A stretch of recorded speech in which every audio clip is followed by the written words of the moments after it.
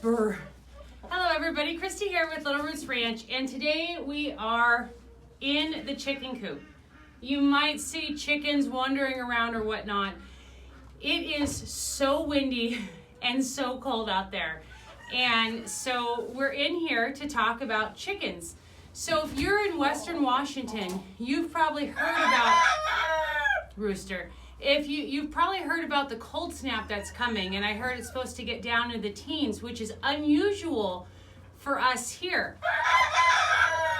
However, it's common in a lot of other areas of the world, and a lot of people are worried about their chickens. So this video is about that. Alfred, I'm trying to do a video. I don't know if he's gonna go again. Anywho, so the good news is that Alfred, honey, go ahead, go.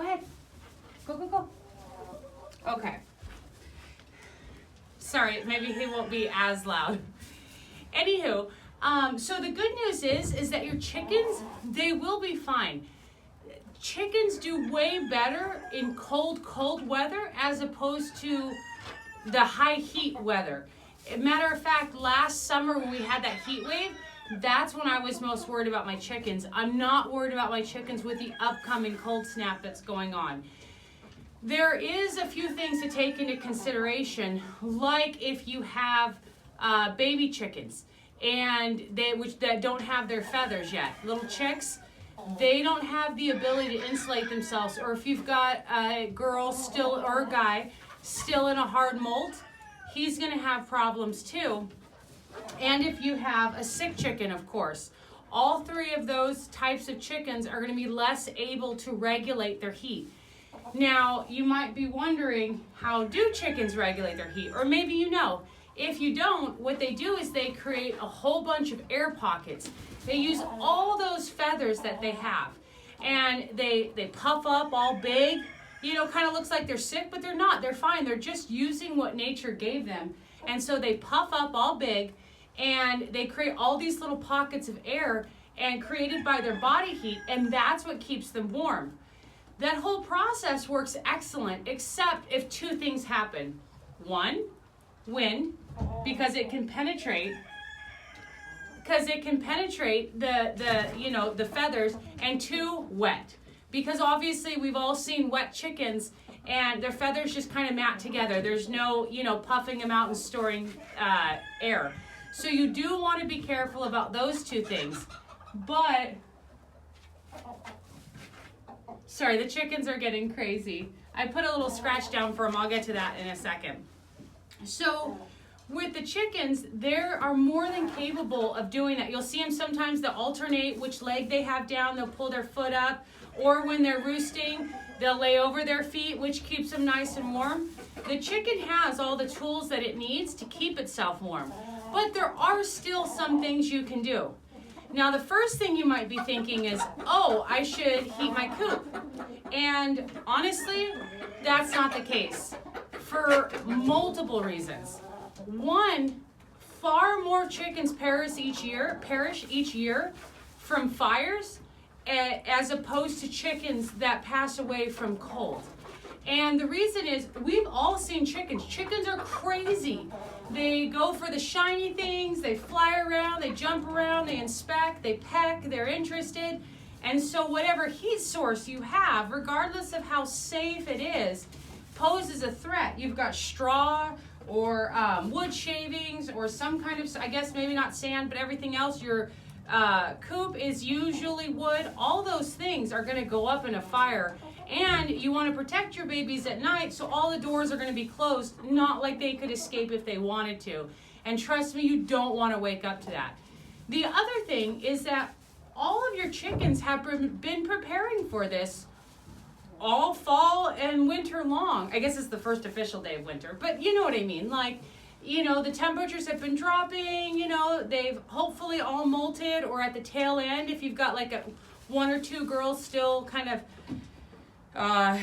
still in that process, and developing those extra feathers, and they're ready. If you're all of a sudden throwing the heat on them, it messes up their systems, and that variation isn't good for them. Not only that, you're not heating the whole area. They go outside, it's cold, they, or what I've seen a lot happen is when people heat the chicken area, what happens, we've got these high winds, what if your power goes out? And then all of a sudden it's going to instantly go from, say, 60, 70, 50, whatever degrees you have it at, to like 18. That's going to be a big shock for your chickens, and they're not going to be used to it, and it's not going to go well. But there are some things you can do, and this involves with their feed. Just like with humans, what helps pack on the warmth? Your carbohydrates, yum. Your protein, and your fat, also yum.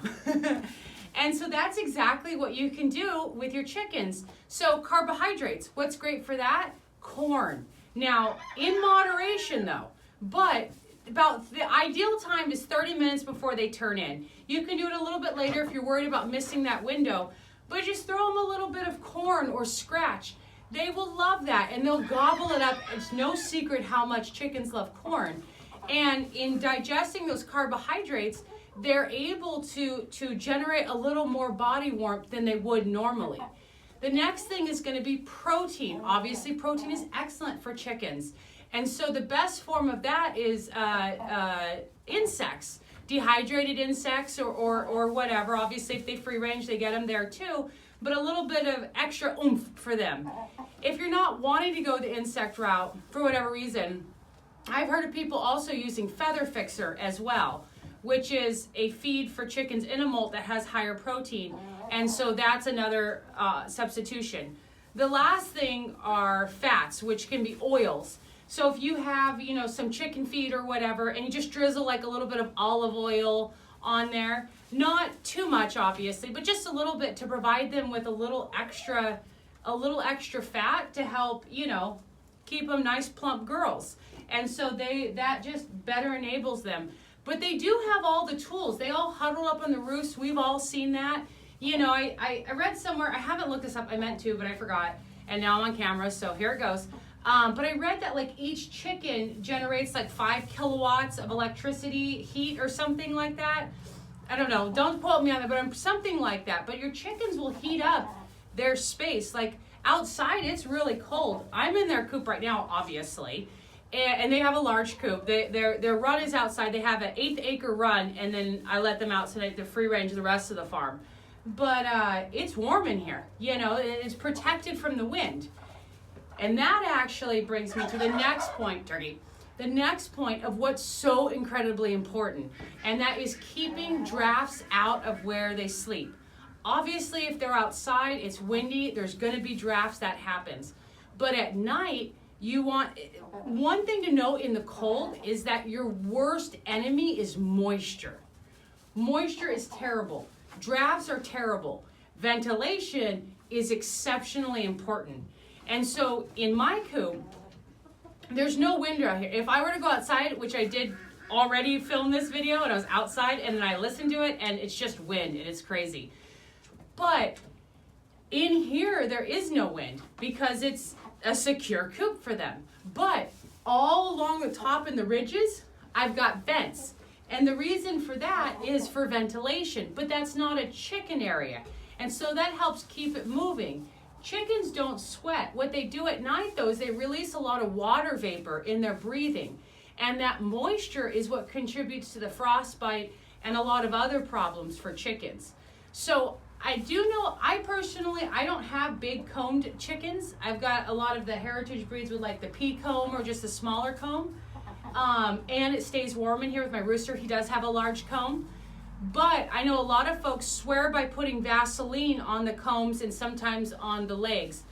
I've never done that, but that is something to consider if you're really worried, or if you're going to be getting even colder than my area, or if the coop isn't as warm or insulated or whatever it may be. And then the other thing revolves in bedding. And so that's where a lot of moisture, they're always depositing that nice nitrogen down into the wood chips. And so depending on how you manage your litter, I do the deep bedding method. And so I start with like 6 inches and I just keep adding wood chips. And the girls, they love scratching around as they're doing in the background, and they turn it over for me, and then this will go to the garden. But it composts in place, which adds extra warmth coming up from the floor. And so that's excellent.